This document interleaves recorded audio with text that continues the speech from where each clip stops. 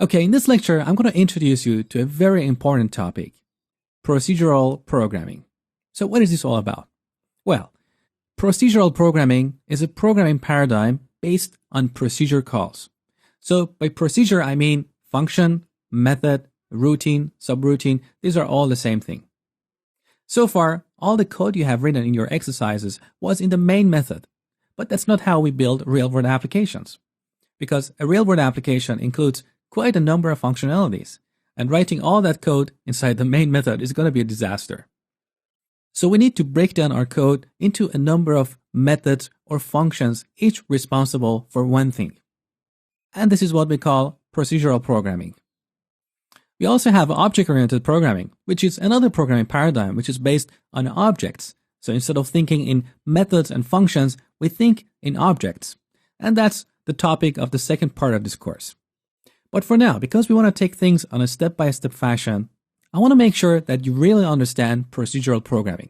And the best way to understand that is by doing it.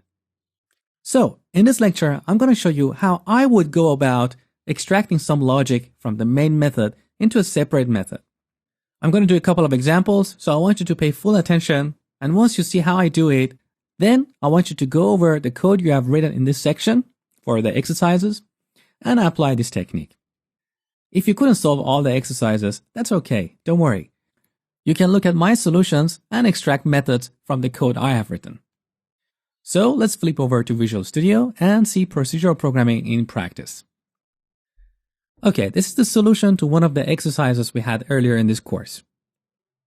We asked the user to type their name, and then we reverse the name using an array. So currently everything is written in the main method. How can we extract a method or a function from this logic? The first rule of thumb: you should always separate the code that works with the console from the code that implements some logic.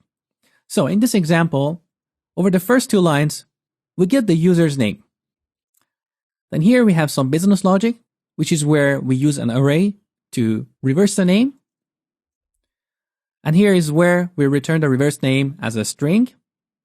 And finally, we display the result on the console. So let me put a line break here. So this last line and the first two lines is all about working with console. We want to make sure that we separate this logic from the logic that is responsible for calculating the reverse of a name. Why? Because in the real world, we have different presentation technologies. We have desktop applications, web applications, mobile apps, and there we don't have console. So by extracting this logic here that is highlighted into a separate method, we can reuse that method in any application. Console is only relevant in console applications. So let's extract this logic into a separate method.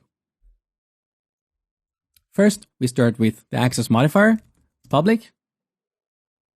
Then we need to use the static keyword. And the reason for that is because we are in the main method and main is a static. In order for us to call this method from the main method, this method should be static as well. Now we need the return type. What do you think is the best return type for this method? Should it return an array or a string? Well, what do we expect here?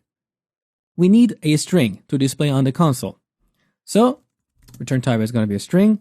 Now give it a name, reverse name. Make sure your method names are meaningful. I should be able to look at your method name and know exactly what this method is doing without looking at its code. Now, parameters. Do we need any parameters? If yes, how many? Of what type? Well, all this method needs is that initial name, this variable here. So all the processing is done on the name variable, which is a string. So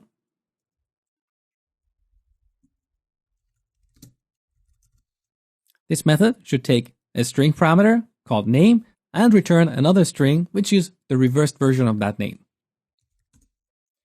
Now, I simply cut and paste this code here.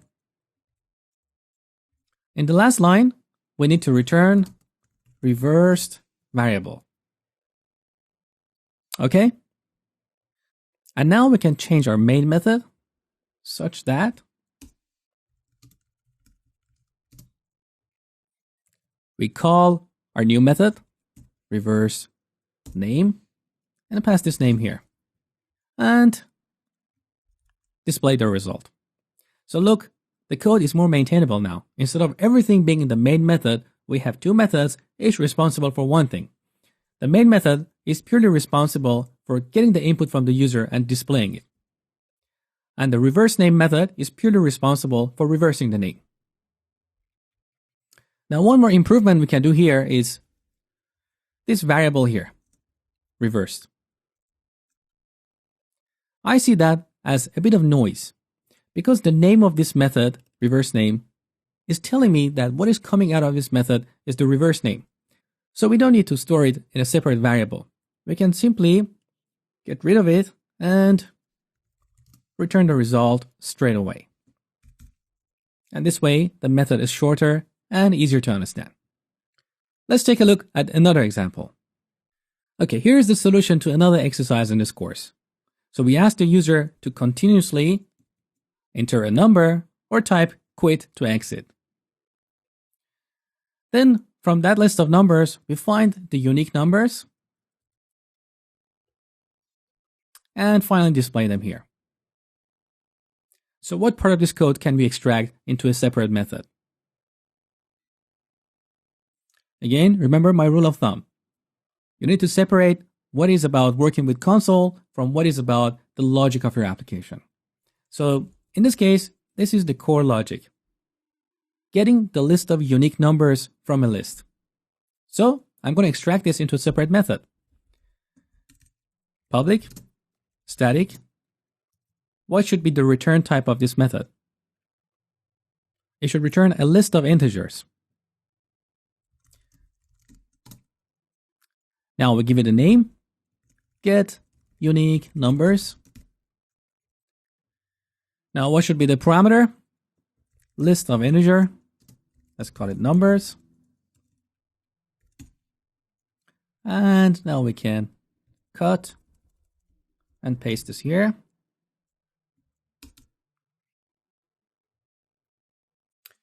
So finally, we return this Unix variable here, which is a list of integers.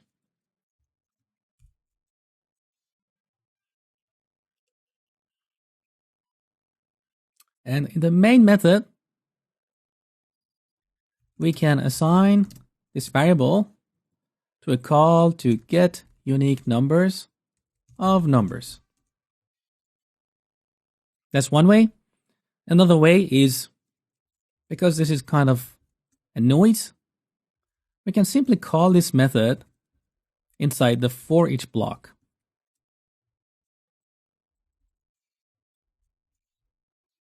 Okay, so now we have a reusable method that we can use anywhere, anytime, where we have a list of numbers and we want to get the list of unique numbers in that list.